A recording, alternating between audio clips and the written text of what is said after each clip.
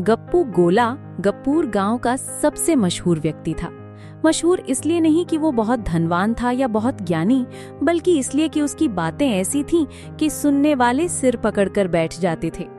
गप्पू की हर बात एक गप थी, इतनी बड़ी कि आप सोच भी नहीं सकते।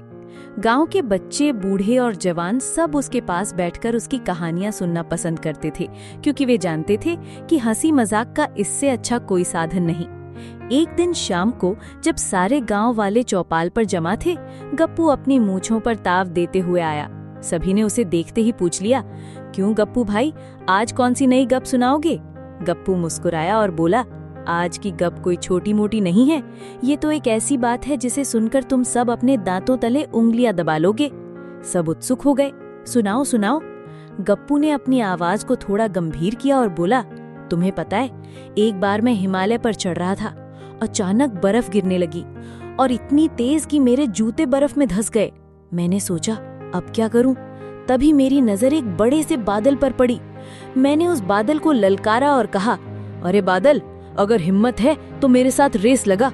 और फिर क्या था, वो बादल तेजी से भागने लगा और मैं अपने जूतों के साथ उससे भी तेज भागा। बादल हार गया और शर्म के मारे पूरा आसमान गीला कर गया। गांव वाले ठहाके लगाकर हंसने लगे। एक बूढ़े बाबा ने हंसते हंसते कहा, अरे गप्पू, बादल तो वैसे भी पानी ही बरसाता है, इसमें क्या नई बात है?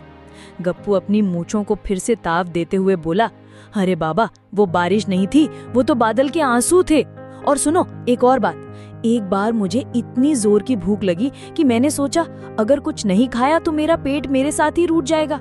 तभी मेरी नजर एक चलती हुई गाड़ी पर पड़ी। मैंने तेज भागकर उस गाड़ी को रोक दिया।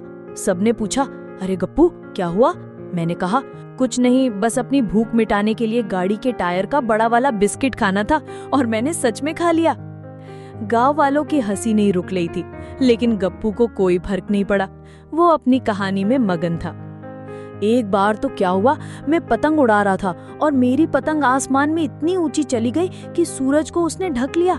सूरज को लगा कि उसकी जगह मैंने ले ली है। सूरज ने मुझसे कहा, अरे गप्पू, अगर तुम मेरी जगह पे रहोगे तो दुनिया में तो रात ही हो जाएगी। मैंने सूरज से कहा, अरे सूरज, टेंशन मत ले, ये तो बस एक खेल है।